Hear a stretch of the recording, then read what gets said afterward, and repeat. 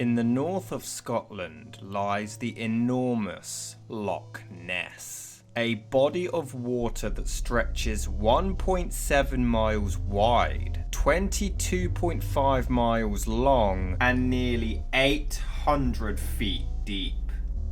The loch is so huge that it's estimated you can fit the entire planet's population inside it 10 times over.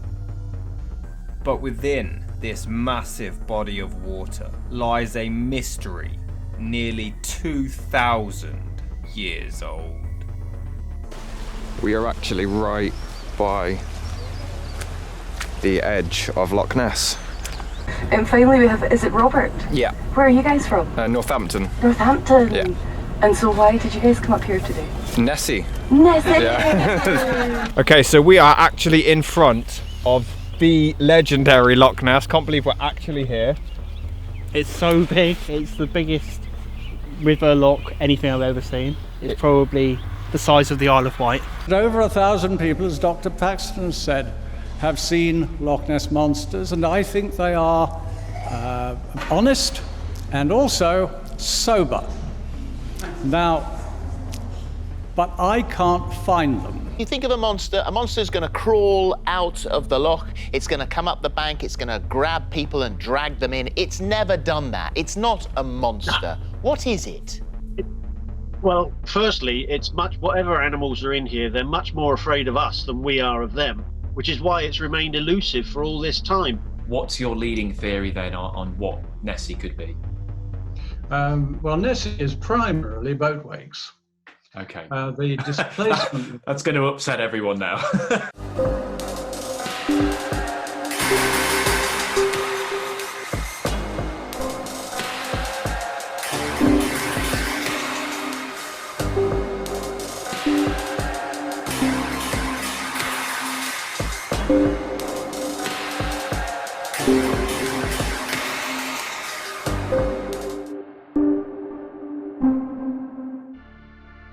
On August the 22nd, 565 AD, Irish monk St. Columba was staying in northern Scotland at the time with some friends. He noticed some locals burying a man that they claimed was swimming when he was attacked by a water beast that then dragged him underneath. The body had been badly mangled and savaged, and some reports even claimed Columba was able to heal him.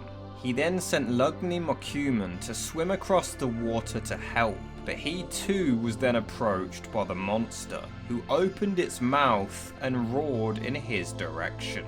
Columba made a sign of the cross with his fingers, and yelled at the beast to go no further, citing the Lord's name in an attempt to deter the animal's attack, stating, "Thou shalt go no further, nor touch the man. Go back with all speed." At this point, the monster fled back into the water. It was described as moving more quickly than if it had been pulled back from ropes, despite being only around a spear's length away from the man in danger. There are conflicting reports, however, some saying this took place in Loch Ness, while others say it was the nearby River Ness. This encounter wasn't documented until about 100 years after the fact, when water beast stories were extremely common at the time. Some believe that this encounter was so long ago that it proves the monster's existence, while others believe it's the very reason that it didn't actually happen, or if it did, it was exaggerated. And once it became common folklore, it was lumped in with the Loch Ness Monster later, especially considering that it may not have actually been in the same loch to begin with. Okay, so this is actually the sighting, or this is the river where Columba claimed to have seen. This is the very first ever sighting of Nessie, but this is the River Ness. This isn't Loch Ness. You can even see there is a hotel with the same name. I don't know if that was named after him because of this, but yeah, this isn't Loch Ness, so it's a bit weird. I don't know if there was miscommunication or because of the similar names they just said, oh yeah, that was Nessie, but it's just strange. But yeah. Or if she can travel from the Loch Ness to the River Ness. or she can travel between rivers and lochs. Why wouldn't she? She doesn't exist. The ocean theory as well. In 1527, Duncan Campbell reported to have witnessed a terrible beast on the shore of the loch. It started overthrowing several trees with complete ease and killed 3 nearby men with its tail in retaliation when they attempted to attack it. However, no description of the monster was ever written. In either 1871 or 1872, D. Mackenzie claimed to have seen something in the loch.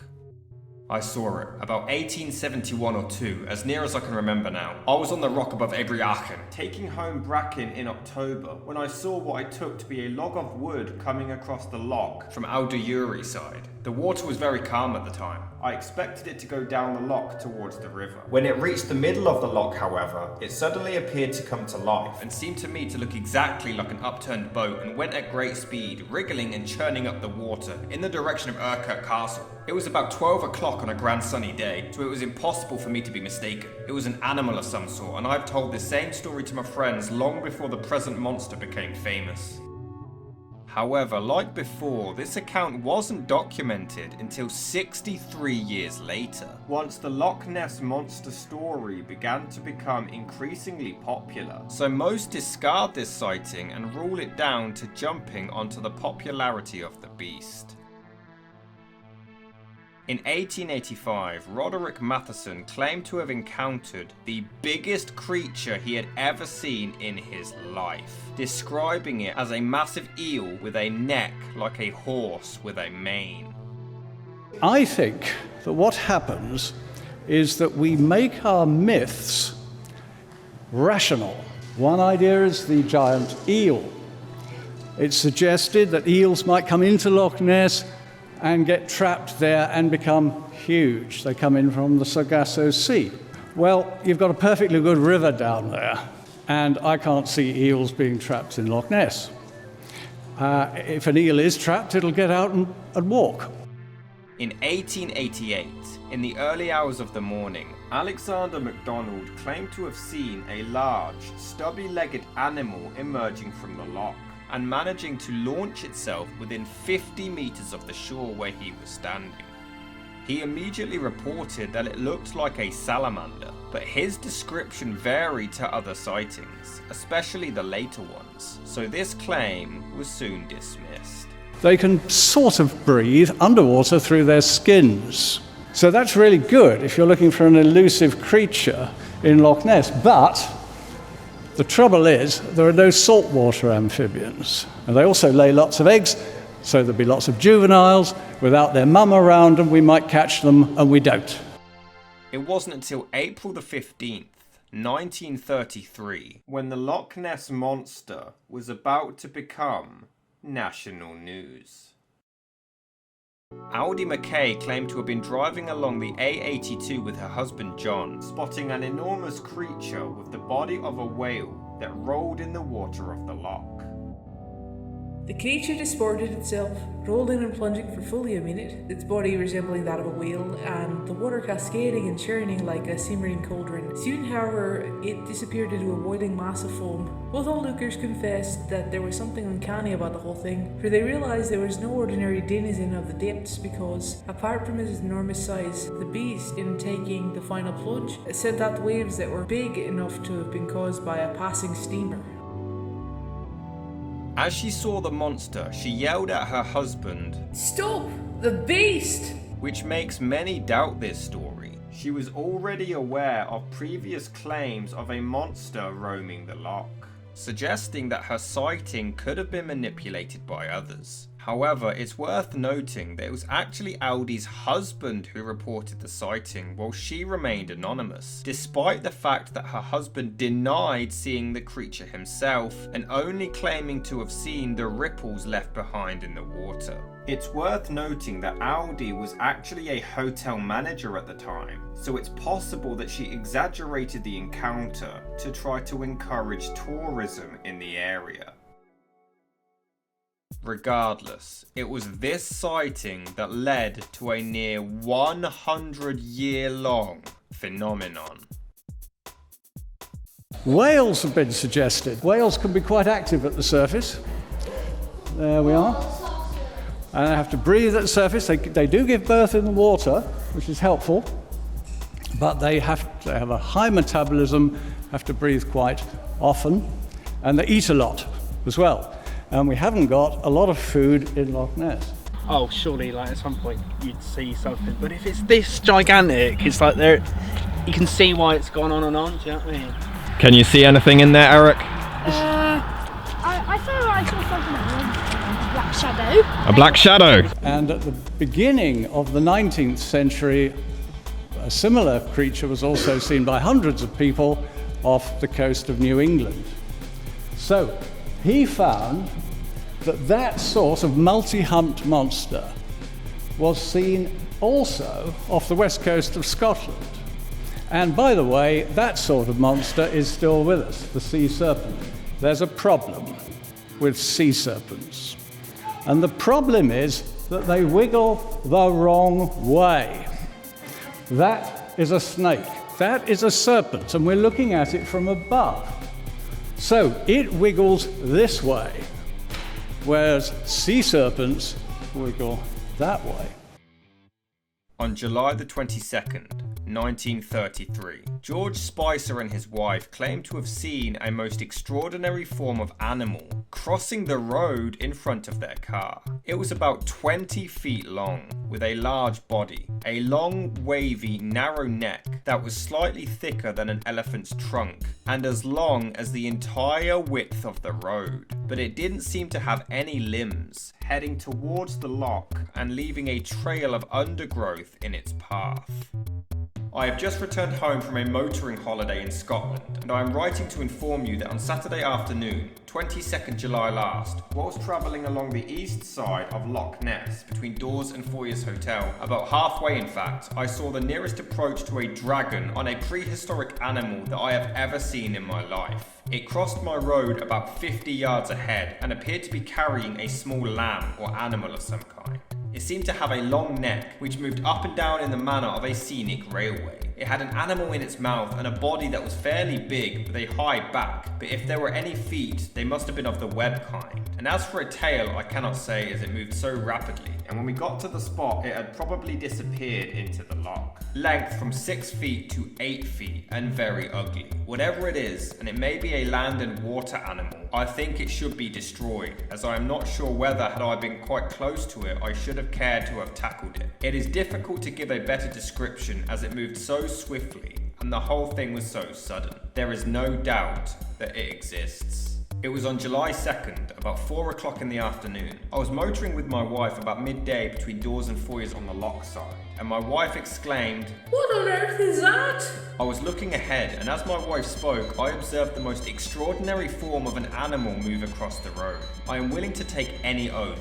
I am willing to make any affidavit, and so is my wife, that we saw this Loch Ness beast. It seems futile to describe it because it is nothing like anything I have read about or seen. It was terrible. Its colour, so far as the body is concerned, could only be called a dark elephant grey. Its movement must have been rapid, although to us it seemed cumbrous because of its bulk. It had come out of the bracken on the hillside. I saw no tail, nor did I notice any mouth on what I took to be the head of the creature. On the other hand, my wife drew my attention to something on the back of the monster that looked like a deer, but if that was so, it would suggest that the creature's mouth was somewhere about the bulk of its body.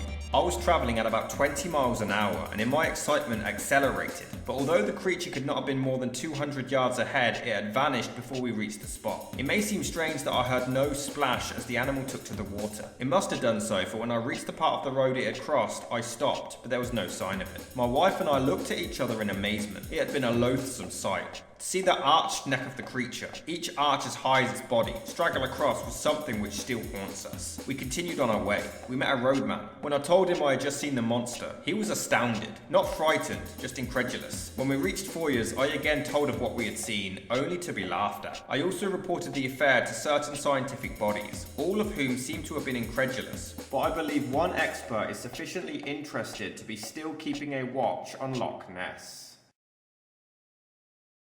That was the first time anybody saw a long neck on a Loch Ness Monster. And from, again, Rupert Gould's book, we have these illustrations. It wasn't until September, some months after the Spicers saw that long-necked thing, that we have long-necked reports from Loch Ness.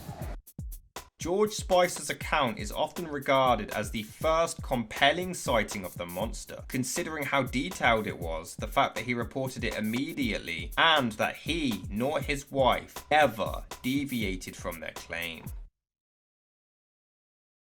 My grandparents' 1933 sighting has long been a great interest to myself, as well as to my two older brothers. We have all visited Adrian Shire. The only childhood memory we have is one of my brothers sitting on grandmother's lap as a little boy and her telling him about the sighting. He can remember little of it now, but has long been convinced that his grandmother would not lie to a little boy sitting on her lap. Our biggest regret is that we didn't really discuss it much with our parents when we were older. Parents died several years ago, but I do remember my mother saying that they, as her parents-in-law, were straight and honest people in her view. She also used to say it was a great pity that that year, 1933, my father did not accompany his parents on the Scottish holiday as he had done in previous years, because he was quick-witted as a young man in his early 20s and often had his camera on him. How things might have been different if he had been there too.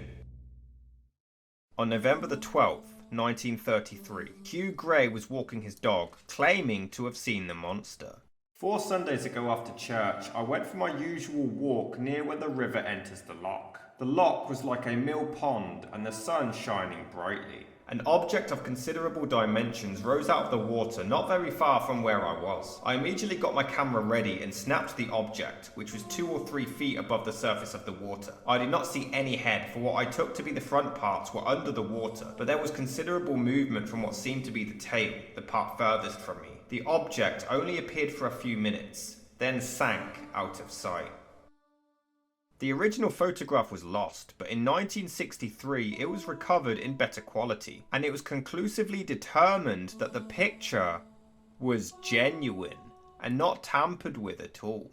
Hugh Gray was a respected man, and this is considered to have been the first ever photograph of the monster, though most believe it to have been simply just an otter, or the negative of a dog heading towards the camera with a stick in its mouth, though it remains unclear. On December the 12th, 1933, filmmakers Malcolm Irvine, Stanley Clinton and Scott Hay visited the loch, fully intending to film the monster, and luck was on their side.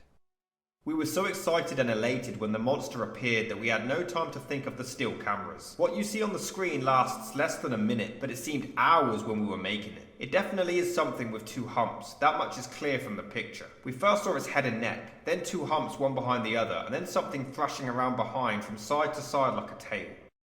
They described the monster as travelling around 4 meters per second, leaving a trail of foam or a wake as it moved through the water.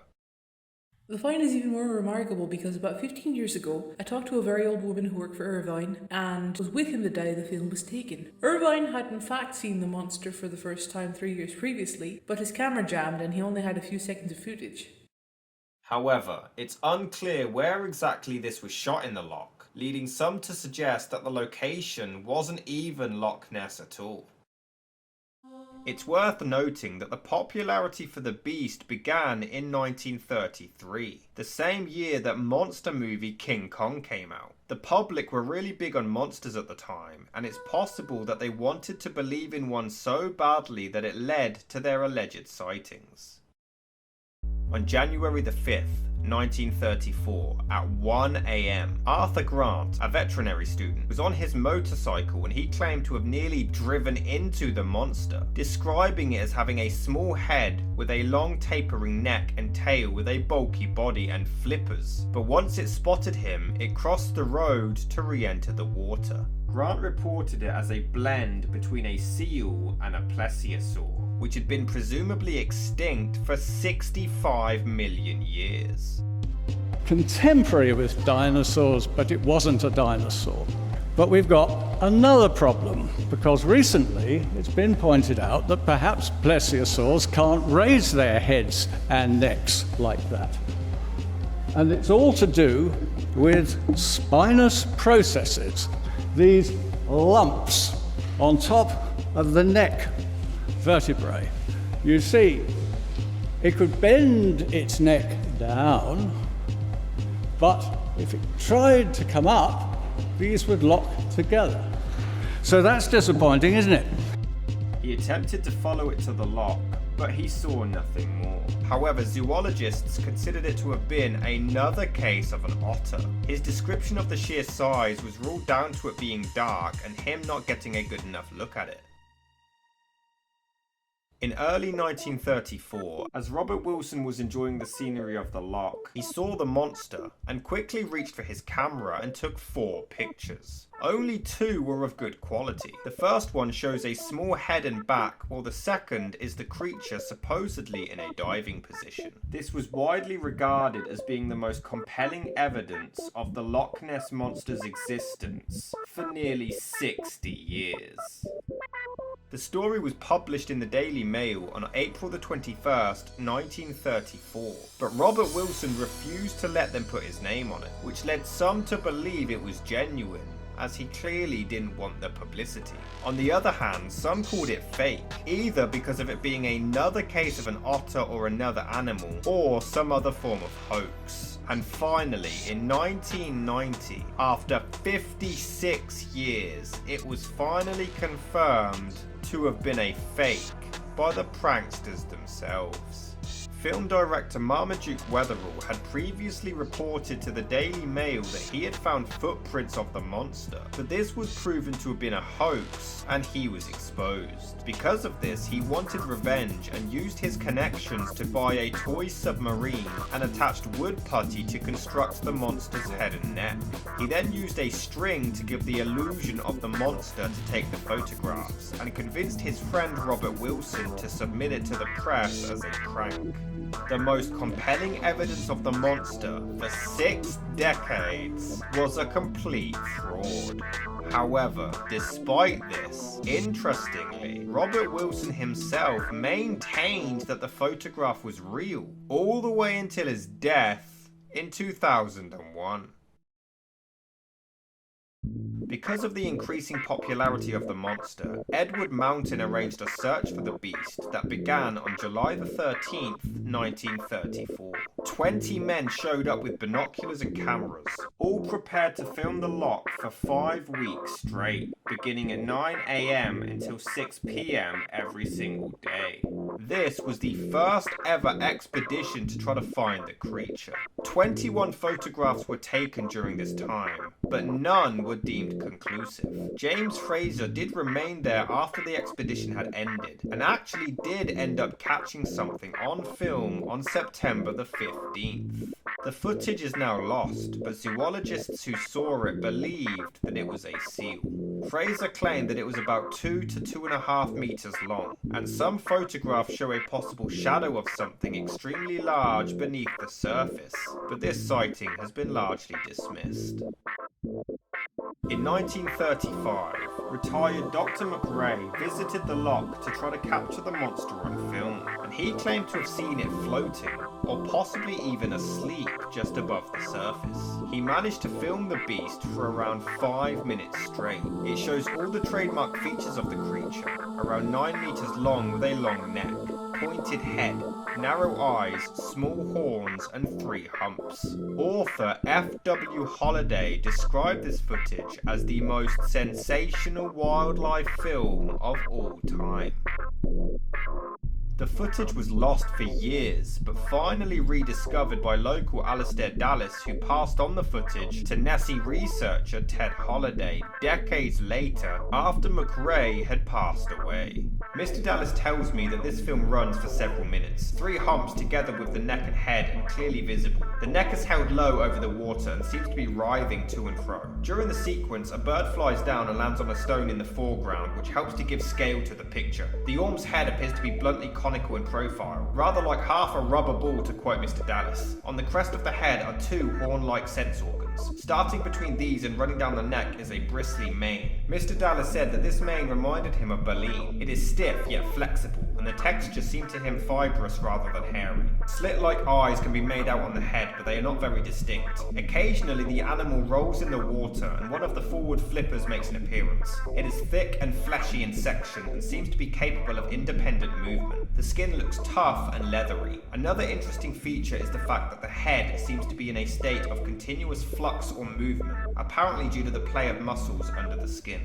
However, this footage was left by McRae in an unnamed bank vault in a safety deposit box under a legal trust to be released at a time when the monster would be taken more seriously. One of the trustees was actually Alistair Dallas, who had no interest in releasing the footage. However, another trustee was Donald Cameron, who actually denied having any knowledge of these films ever existing. They have never been seen, and whether or not these tapes were ever truly filmed remains a mystery.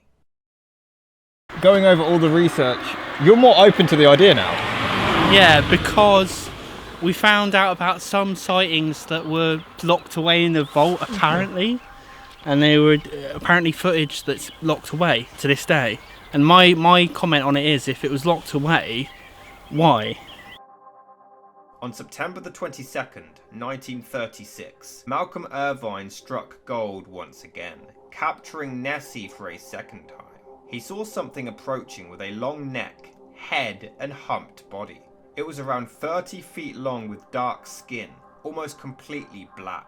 The film was shown at a Linnean society where nobody could give a reasonable explanation for what the creature was. Though like before, this footage has since been lost.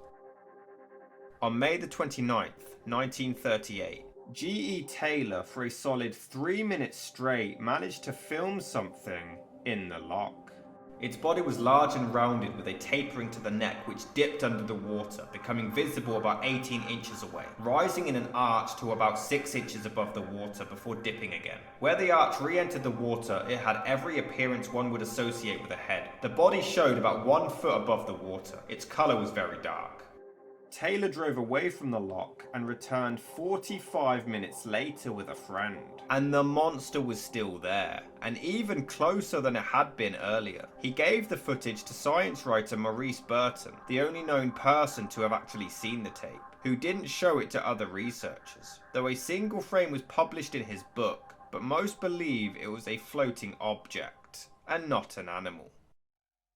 In 1938, bank manager James Curry was on holiday in Scotland, visiting the infamous loch to try to film the iconic creature. Staying there for 11 days with no luck, he was about to give up hope when things started to change. He noticed a ripple in the water which started to move about 275 meters offshore. 3 large humps then emerged, followed by a long neck and a small pointed head. It was greyish brown. This is another piece of footage that was never confirmed to have existed. In fact, much like the previous Dr. McRae account, it also states that this film was put away in a safe and forgotten about, most likely making one or both of these claims completely fictitious. I still think it's a load of crock. Yeah. I think all the pictures are animals or they're fake. Some of them are more compelling than others. Yeah, for example. yeah. Like we'll show the ones. On August the 15th, 1938, a hunting party determined to catch the monster arrived on the loch with a harpoon gun, but found nothing. But Chief Constable William Fraser actually believed in the monster, and he wasn't alone. The majority of the police department did, and demanded to preserve and protect the beast from the public. It just looks like a dead loch. Like, it doesn't look like there's much going on. I mean, there's certainly animals in there. There's dark ripples, like, throughout, but there's nothing that makes me think there's a prehistoric dinosaur living there. John Cobb was an avid race car enthusiast who specialised in competitions, specifically speed racing. Years earlier, he managed to break the land speed record by reaching 394 miles per hour, being dubbed the fastest man alive. After reaching this incredible feat, he decided to turn his attention to water and was recommended to try breaking the water speed record on the Great Loch Ness due to its sheer size. On September the 19th, 1952, he attempted the record and was filmed.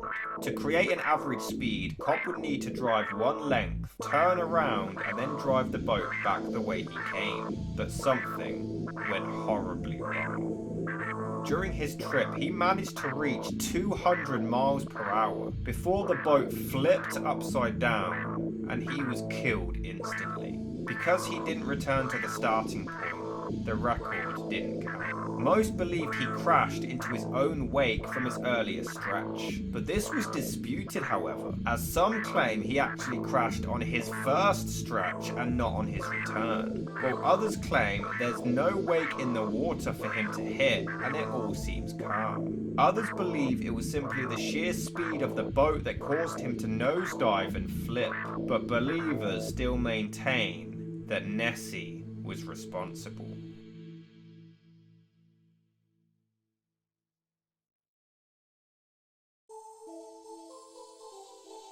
Now, what are the problems with reptiles? They're cold-blooded. There's an aquatic reptile, it's a crocodile. They have limitations. They tend to live in warm countries. Same applies, in a way, to reptiles. Here's a turtle. Now, there are exceptions. This is a leatherback turtle, but it still has to come ashore to lay eggs. And, of course, when the eggs hatch, then there will be lots of juveniles which develop without parental care. And we haven't caught any in Loch Ness, no little ones.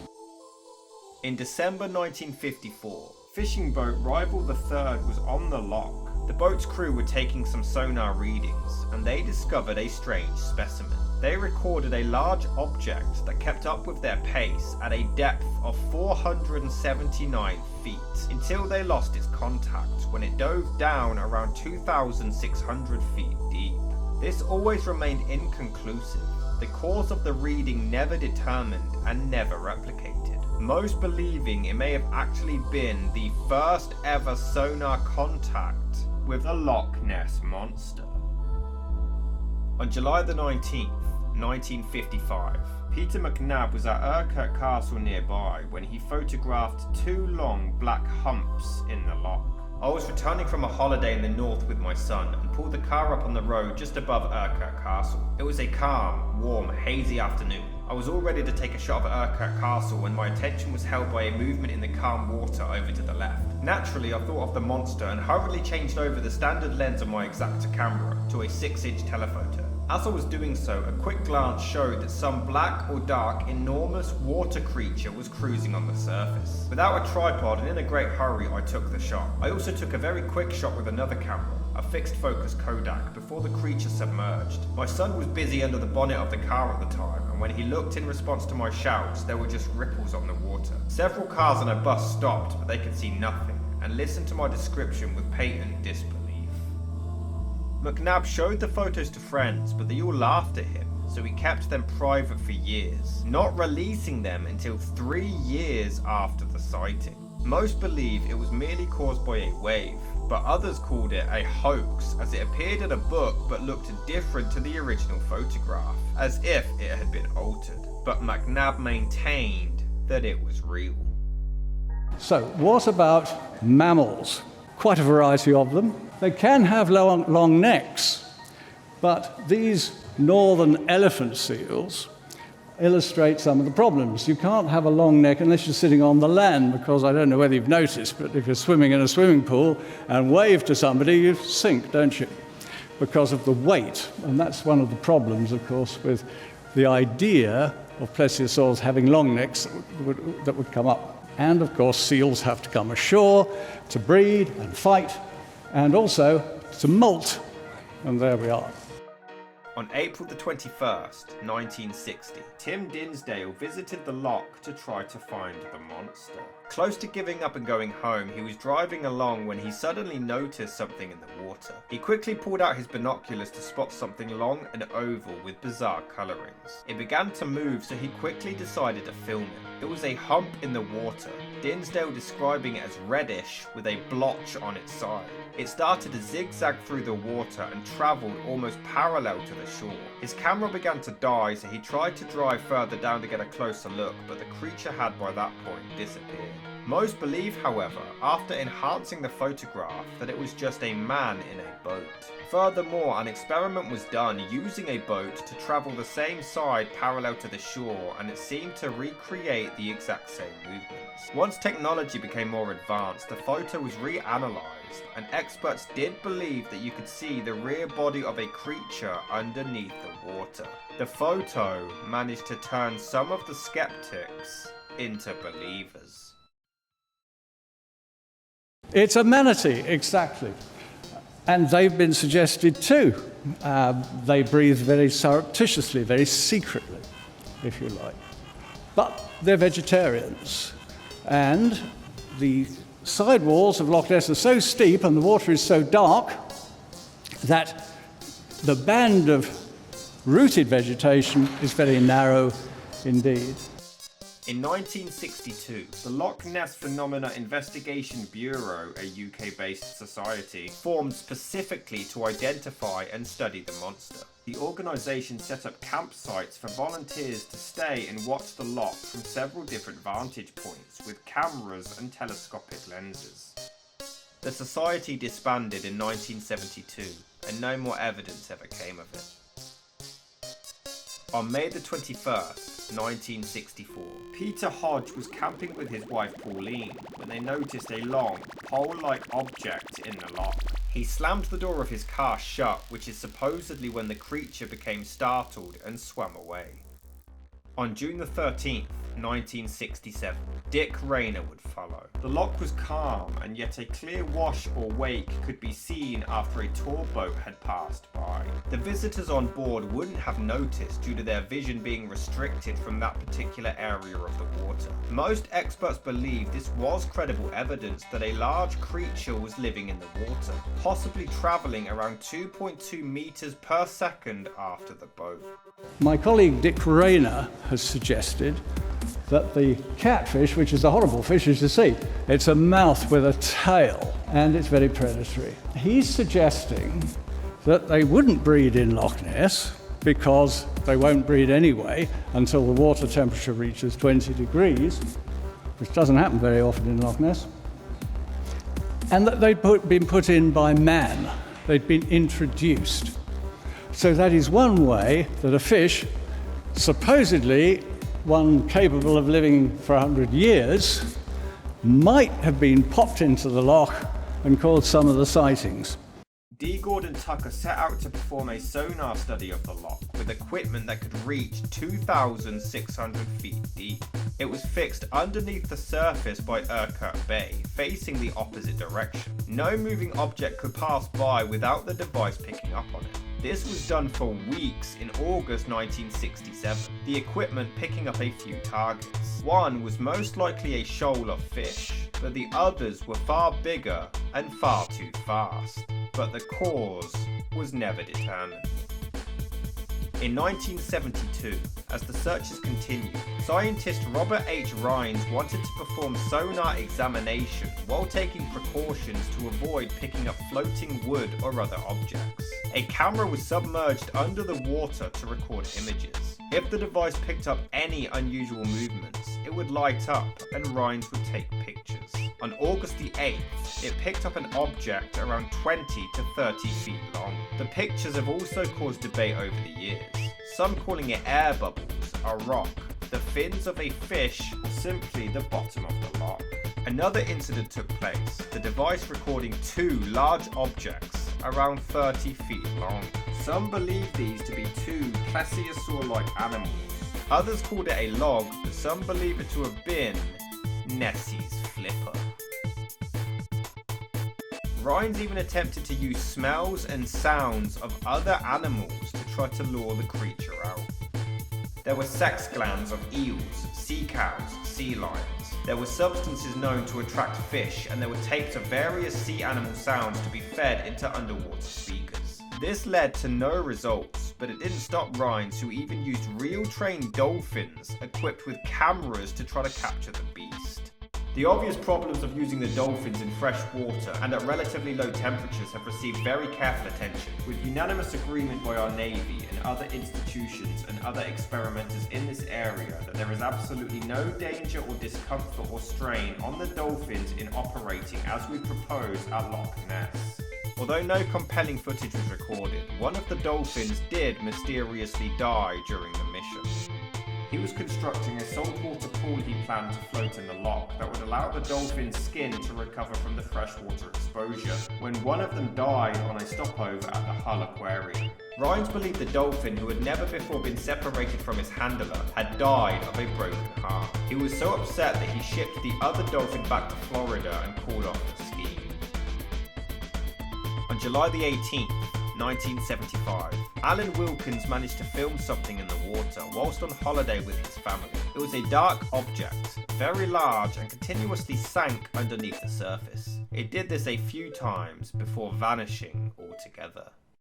On May the 21st, 1977, magician and psychic Anthony Shields was camping next to Urquhart Castle and claimed to have actually summoned the creature out of the loch. He then took what most believe to be the clearest picture of the monster to this day. He described it as being an elephant squid, the photo depicting its trunk, not its neck, and the white spot at the base is its eye.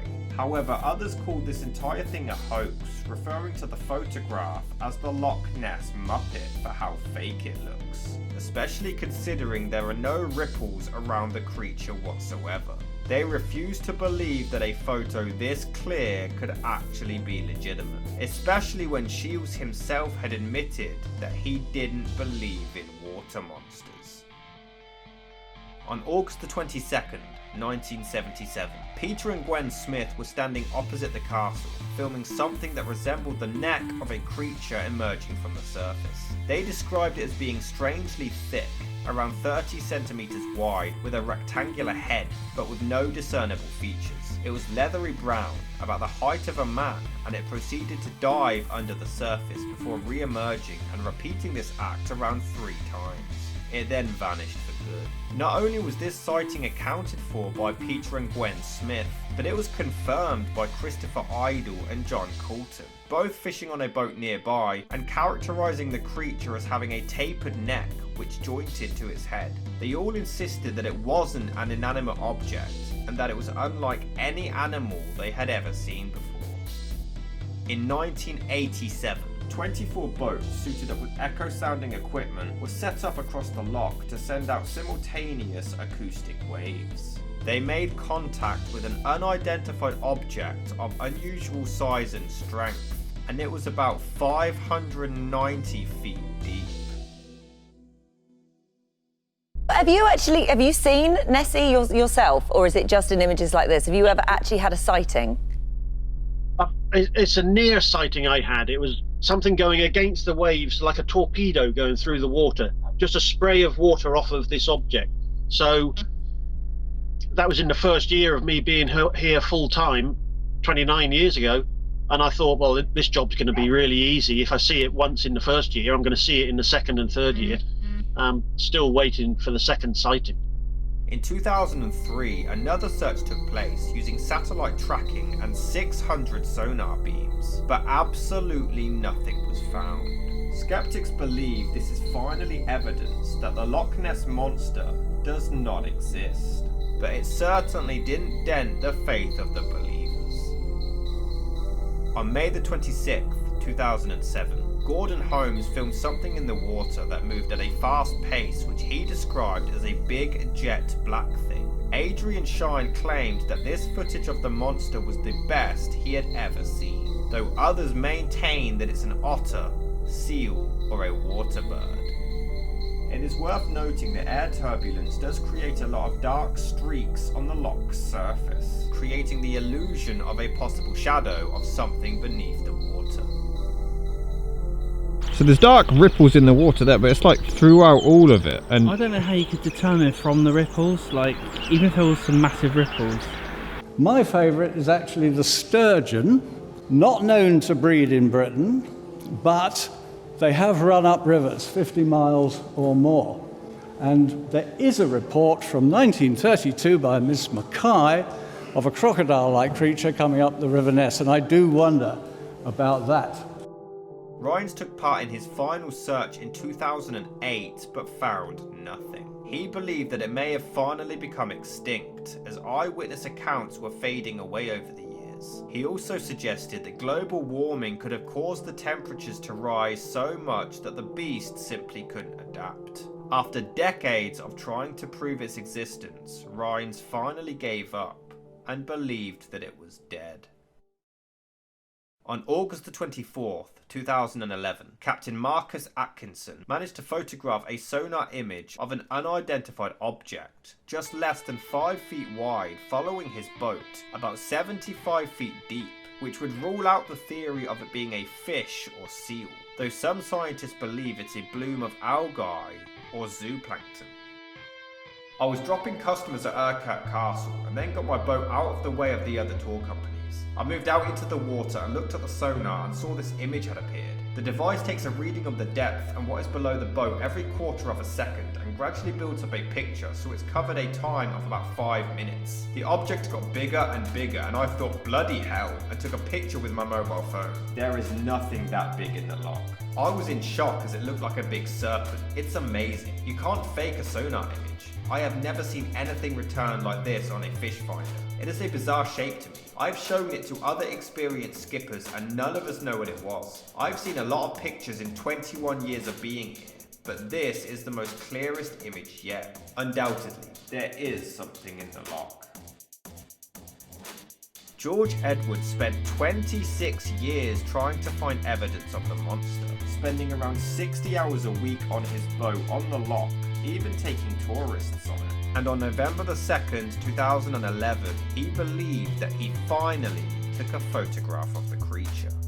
I was just about to return to Temple Pier and went to the back of the boat which was facing the pier, and that's when I saw it. It was slowly moving up the loch towards Urquhart Castle, quite a fair away from the boat, probably about half a mile away, but it's difficult to tell in water. In my opinion, it probably kind of looks like a manatee, but not a mammal. When people see 3 humps, they're probably just seeing 3 separate monsters.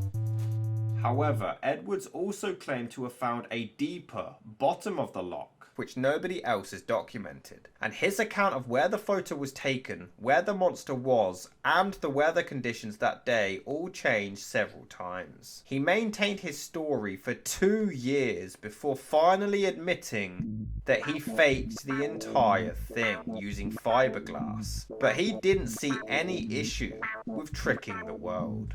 Why should I feel guilty for having a bit of fun? Where would Loch Ness be without the world's best known forgery? These so-called experts come along with their theories about big waves and big fish in their visitor centre, but I'm sick to death of them. People come here for a holiday and a bit of fun. I'm one of the people who's brought thousands of people to the Highlands over the years, and I can tell you they don't come here for the science. It's keeping things like this going for the last 80 years that has brought hundreds of thousands of people, maybe millions up here. It's what Loch Ness is about. The monster is Loch Ness. The surgeon's picture has been the most iconic image for the whole Loch Ness industry. Even people who have a go at me use it as part of their corporate image. There is no doubt at all the pictures are fake. Anyone who comes on my boat, I will tell them what I did and why I did it. The reason I did it was to put Loch Ness truly and firmly back on the map again. I still believe there are large creatures in the loch that we don't know about. There is no doubt in my mind that there are some strange creatures, so I still believe in the monster. But some so-called experts claim it is a big fish or a big wave. Is that going to attract tourists? No. I'm saying there is a monster, but there is no real evidence. I tell it as it is with my customers.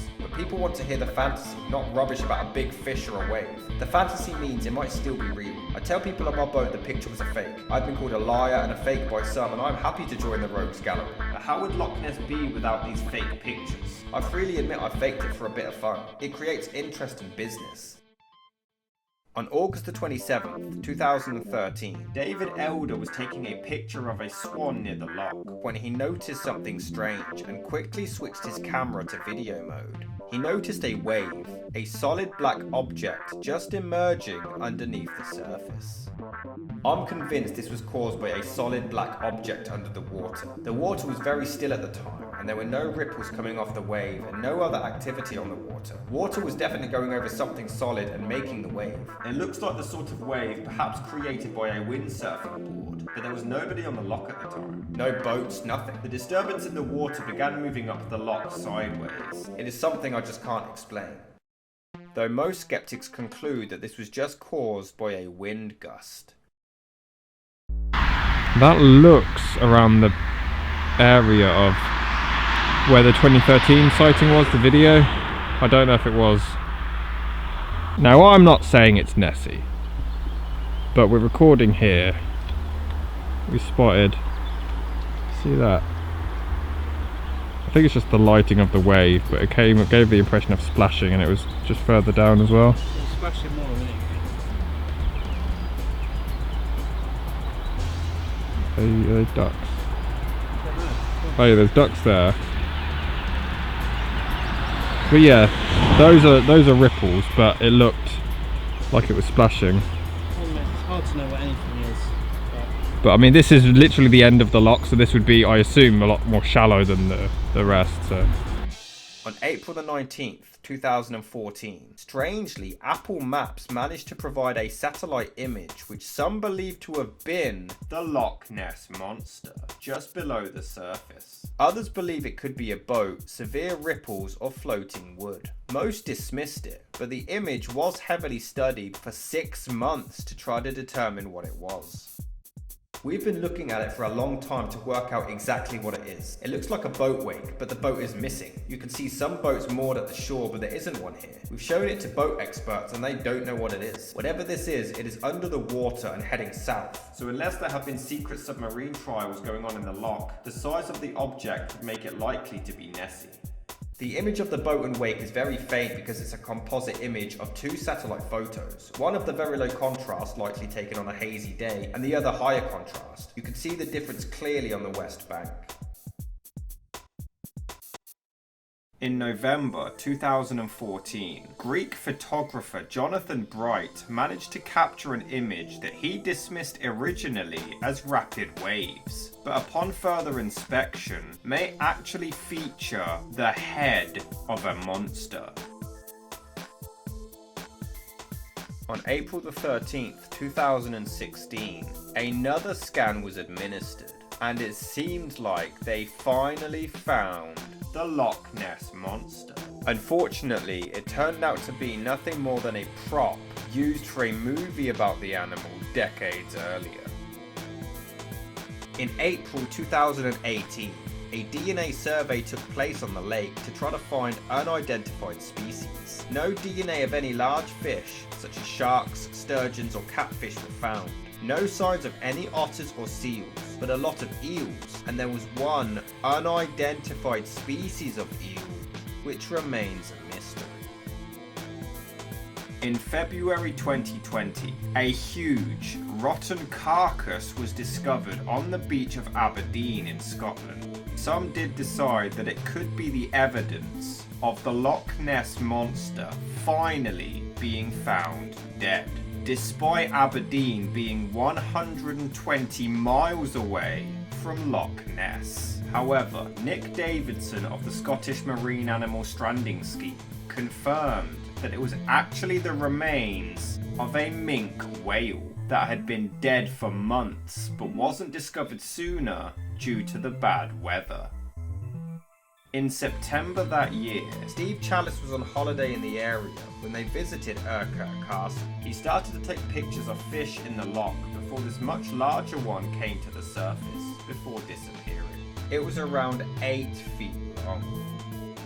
At the time I took it, I was on the wall of Castle Urquhart. I was taking photos on the opposite side of the loch when I saw a disturbance in the water below me. I managed to take a couple of shots and one of them had a large fish in it. It only appeared in one shot and to be honest that was something of a fluke. I watched for a while, which you can see from the last picture, but didn't see it again. As to what it is, I don't know, but I don't believe in the Loch Ness Monster, so my guess is something like a catfish. However, many disputed the authenticity of this photograph, considering Chalice had a history of graphic design work, suggesting that he may have photoshopped the image entirely. I haven't been doing any for several jobs now. The last job I had was for the Old Thorns Golf Hotel, and that was typesetting menus and wedding brochures, which is a far cry from the level of work this sort of thing requires. No, it's just a fish, but I'm not sure what sort. Love the idea of CGI, but I'm not that good at it. Author Roland Watson, who runs a Loch Ness mystery blog, actually considers this image one of the best pieces of evidence to date.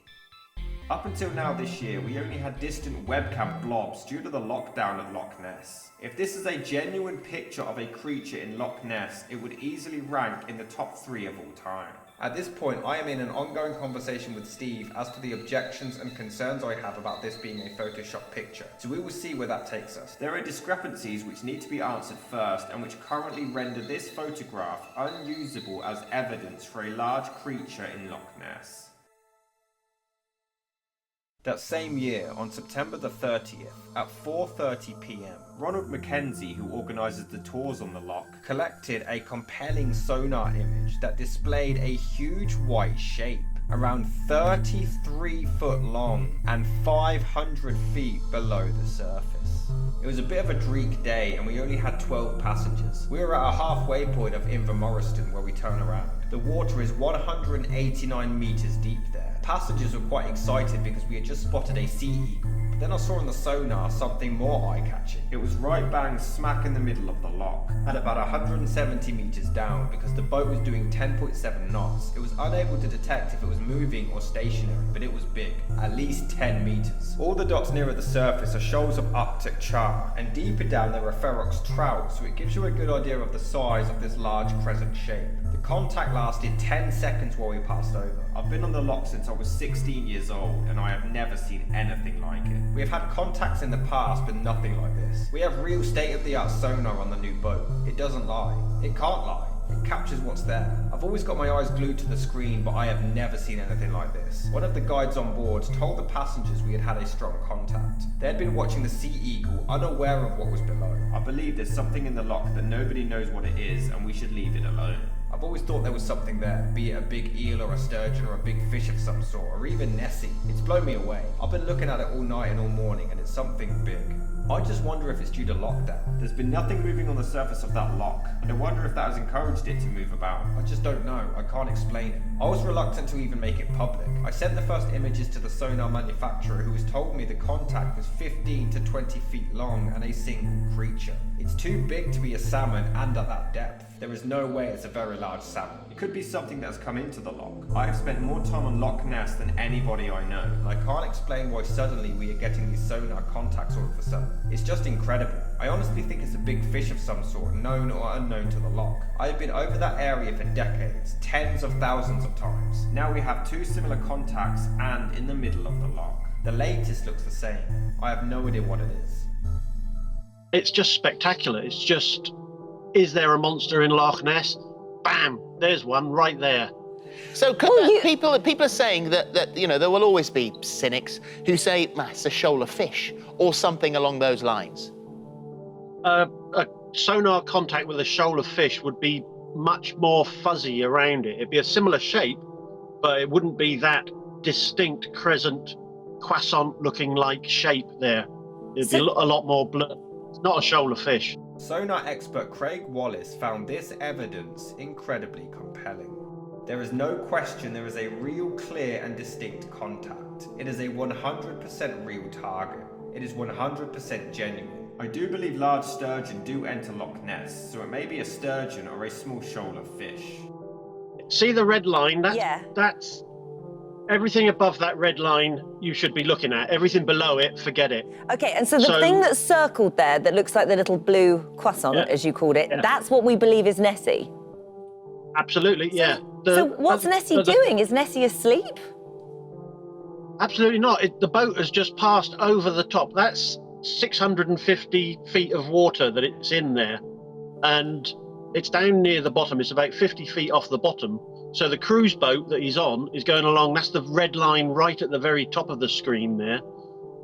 And the cruise boat is traveling along, and that's like a timeline underneath the boat showing you what he's looking at. And he's passed over it for about 10 seconds. That big, solid, single object down 50 feet off of the bottom of Loch Ness, something the size of a transit van. What I would say about this sonar contact is that in all my years, my lifetime of studying this subject, there's nothing that I would stand next to so much as that image, that contact saying, bam, there is a monster on the bottom, near the bottom of Loch Ness. The main theory is that this is all caused by mass delusion. The monster became a tale of folklore, and so many people want it to be true that they see what they want to see. It's possible that the sightings are of bird wings. They can be of large size and similar movements to those describing the monster. Some also claim that it could be a large eel, though others dispute this, as eels move side to side and not like the eyewitness accounts of this beast. As strange as it sounds, an elephant was also a suggested explanation at one point. The famous photograph could have been a case of a circus visiting town and allowing an elephant to bathe in the loch. Another possibility is a Greenland shark, which can grow up to around 20 feet long. It's dark and has a small fin, and they could survive in fresh water. It's also possible to have been a large whale's catfish, or the supposedly extinct plesiosaur.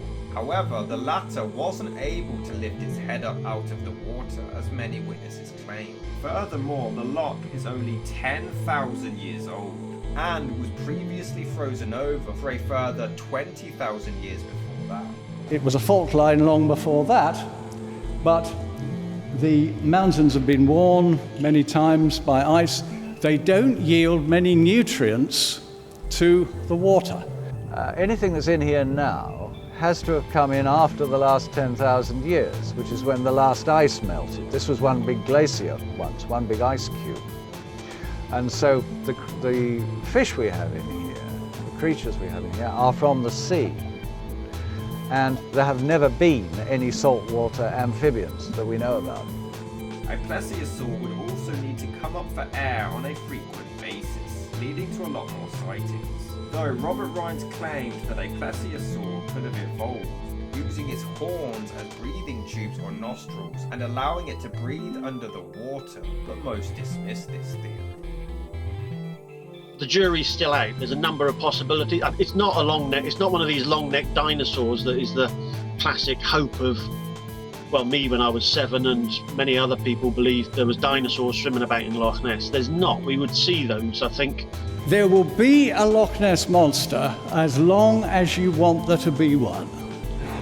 But you should use some ingenuity, some thinking, if you like, a little science to actually work out what sort of monster it might be. The most likely candidates are extremely big fish, but then it doesn't mean that that is the explanation. There's some people that believe there's a spaceship on the bottom of this loch, so... It's one of the biggest mysteries in the world's history, and its popularity doesn't seem to be diminishing anytime soon. The Loch Ness Monster has become an icon in Scotland folklore and mythology, but whether or not an enormous beast-like creature is in fact lurking in that enormous loch, we shall continue seeking answers.